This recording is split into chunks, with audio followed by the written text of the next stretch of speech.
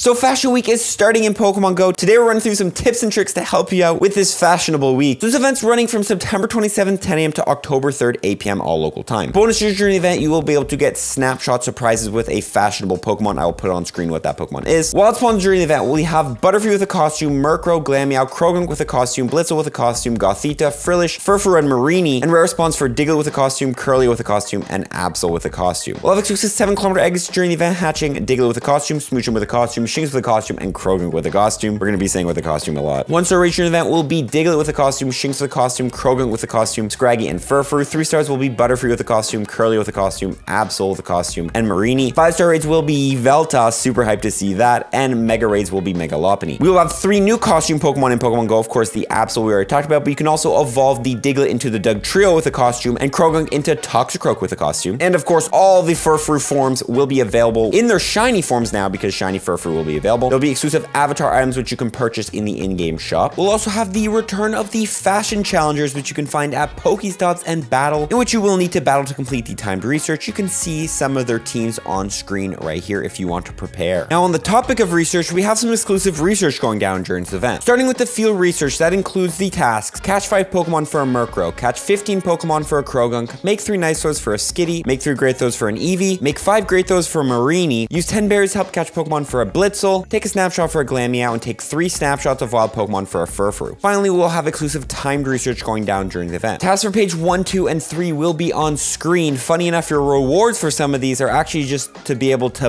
battle someone, which is funny. And then page 4, 5, and 6 are on screen. Pretty simple stuff, but you will have to battle some challengers as you go through the research. The fashion challenger, by the way, is just one of those guys at Pokestops. Okay, with the event details out of the way, let's get into the tips, starting with the wild spawns, best ones to go after as always. Starting with Butterfree, which gets you 500 Stardust every time you catch it, great for grinding Stardust, as well as catching Butterfree for the candies is great to grind Caterpie evolutions for XP, since it's only 12 candies per Caterpie evolution. You have to catch Caterpies though. We have Murkrow evolving into Honchkrow, which is not a bad flying type or dark type ray attacker, kind of budget. We have Krogunk evolving into Toxapex, not a bad Great League or Ultra League Pokemon, and you can actually finally evolve this one, which you couldn't before. We have Frillish evolving into Jellicent, a great League and Ultra League Pokemon. We have Curlia, which you cannot evolve right now, but it's great to get XL candies and candies for any other Gardevoirs you might have, in which Gardevoir is good as a fairy type ray attacker and a mega in the future, or Gallades you might have, which is a good Ultra League Pokemon and does have a mega in the future. And who knows, maybe one day we'll be able to remove costumes. Finally, we have Absol, which does have a mega in the game right now, so great to get a good IV one in the wild. Now we do have the new Pokemon Marini evolving into Toxapex. Let's take a look at this new Pokemon and if it's going to be any good in Pokemon Go and worth actually catching during this event. Toxapex is a poison and water type Pokemon, has a base attack of 114, base stamina of 137, and base defense of 273, with a max CP at level 50 of 1905. For fast moves, it can learn Poison Jab and Bite, and for charge moves, Brine, Gunk Shot, and Sludge Wave. As far as raids go, this Pokemon will not be good. It does not have the attack stat to be able to compete with other poison and water type raid attackers, and is honestly just weak overall. However, in PvP, it will be making waves in the Great League. Being too low for the Ultra League and the other league, in the Great League, Toxapex is going to have more bulk than an Azumarill with some really good moves. Although it will struggle against some ground type Pokemon like Swampert, Galarian, Stunfisk, and even steel types like Registeel, it will be an instant meta Pokemon in the Great League, being able to counter some of the most common Pokemon like Azumarill, Ninetales, Talonflame, Scrafty, Noctowl, and more. This Pokemon is going to be a must-have for Great League. Moving on to the raids during the event. Are any of them worth doing? And honestly, not a lot. They're pretty similar to the wild spawns. 1-stars are going to have Shinx in there, which is good to get candies for Shinx in case you want to run a Luxray in the Great League or as an electric type raid attacker, which is not bad there. We have the Krogunk, which we already talked about, but it's in the wild. We have Scraggy evolving into Scrafty, not a bad Great League and Ultra League Pokemon. In the 3-stars, we have Butterfree, Curlia, Absol, and Marina, which we already talked about their relevance, but again, all these Pokemon spawning in the wild, so probably don't spend a raid pass on it. In the 5-stars, we have Yveltal, which is a very good Master League Pokemon and definitely worth getting if you don't have one. Yveltal can also be used as a dark and flying type raid attacker. I'll put the standings for each of its positions on screen, and although it is not the best of the best, it is still not bad to have, and you know, you can grind candies during this event. Finally, Mega Lopunny, which is the best fighting type mega in the game right now because it's the only one, and also good to get fighting type mega boost for catching wild spawn, so not a bad raid boss to go after. Now on the topic of mega evolution, let's talk about how to get a lot of candy, and the most important thing, what mega Pokemon to evolve during this event. As always, I recommend mega evolving a Pokemon that shares a type with the 5-star raid boss, Yveltal, since getting extra candies and XL candies for this Pokemon is the most useful because it's very exclusive. You can mega evolve either a Mega Charizard Y, Pidgeot, Aerodactyl, Aerodactyl, Houndoom, Gyarados, or Absol, and all of these will share type with Yveltal. I would specifically recommend Aerodactyl because it can actually be used as a counter against Yveltal, or Mega Pidgeot because you can also get extra candy for Mega Lopunny, the Mega Raid boss. The higher level Mega, by the way, you do Mega Evolve, the more candies, XL candies, and even XP you will get for catching those types of Pokemon. You can check it out right here. So definitely Mega Evolve one of those. If you don't care too much about that raid boss though, you can take a look at all the wild spawn during this event and try to decide which one you care about getting the most candies and XL candies for the most, and Mega Evolve accordingly. Also get a lot of candies. Remember to use Pineapple Berries and Silver Pineapple Berries to multiply your catch chances. And finally, trade after the event. If the distance between two Pokemon being traded is over 100 kilometers, you'll be guaranteed an XL candy for that Pokemon you're giving away. Definitely a great way to grind XL candies for some of these Pokemon that are good with XL candies, like the Curlia we mentioned. Even if the distance between those two Pokemon caught is not 100 kilometers, there's still a small chance you do get an XL candy, in which we covered in a recent shorts. Moving on to the 7-kilometer eggs, which are the rip-off eggs of a century, hatching Diglett, Smoochum, Shinx, and Croagunk. Two of these Pokemon are spawning in the wild, and other than that, the Smoochum and the Shinx are not even that useful since they can evolve. You could argue a shiny Shinx with a bow tie does have some value upon collectors, but I do not think it's really worth spending a lot of money on these 7-kilometer eggs. They look kind of like a rip-off, and most of the stuff you can just find in the wild, or, you know, use a raid pass on it, which are actually guaranteed the account. Now, with shiny Furfrou coming out, that makes 9 new shinies for collectors to hunt during this event. If you don't know, Furfrou has a form-changing mechanic in which you can form-change Furfrou into all 9 forms, 25 candies, and 10,000 Stardust. I will put on screen how you form-change. Most of these are just going to be regional exclusive, in which you need to be in Egypt, or in France, or in America, or in Europe to form-change into those forms. The tip here is to just remember when you are traveling, if you do have a shiny Furfrou, or even regular Furfrous, remember to form-change them, grab a couple of the exclusive forms to that region, because you can probably get a lot of value for some of these exclusively region forms. Things like a shiny Egypt form Furfrou would probably be pretty rare because, you know, traveling to Egypt, at least where I am, is not a very common thing a lot of people do. And that brings us to the end, which is going to be platinum medal tips in Pokemon Go. You need 45 platinum medals to go from level 48 to 49 in Pokemon Go. So let's go through what are the best medals to grind during this event. First of all, take a look at all the wild spawns and then compare them to all the type medals you haven't completed. You need to catch 2,500 of a certain type of Pokemon to complete the medal, and that actually makes it easier to catch that type of Pokemon. For example, if I haven't completed my Delinquent medal, catch 2,500 dark types, I would definitely be hunting those Murkrows and Absols in the wild during this event. We also do get a snapshot every single day during this event, which you want to make sure you take advantage of. For the Cameraman medal, have 400 surprise encounters in Go Snapshot. Do it once every single day, work on this medal, because this is definitely a grind type of medal, and you got to stay consistent with this one if you want to complete it. Finally, take a look at the raid roster we have during this event and try to think if there's any Pokemon here you haven't raided to work on your Rising Star medal. Defeat 150 species of Pokemon in raids. If you haven't raided any of these Pokemon, raid them at least once, and do note, a costume counts as a separate species towards this medal. So even if you've raided a Shinx before, raiding the costume Shinx will count as a separate point for the Rising Star. And that is pretty much it, guys. If I missed any tips during this event, let me know in the comment section below. I hope you guys are excited for Fashion Week. Me, myself, honestly, not that excited. I'm not a huge costume fanatic. However, do know most of these costume Pokemon can be evolved, other than I believe the Blitzel and the Curlia, but hopefully one day we do get access to those costume evolutions or costume removal. That's gonna be it for me, guys. Have a amazing rest of your day. Follow me for this one. Peace.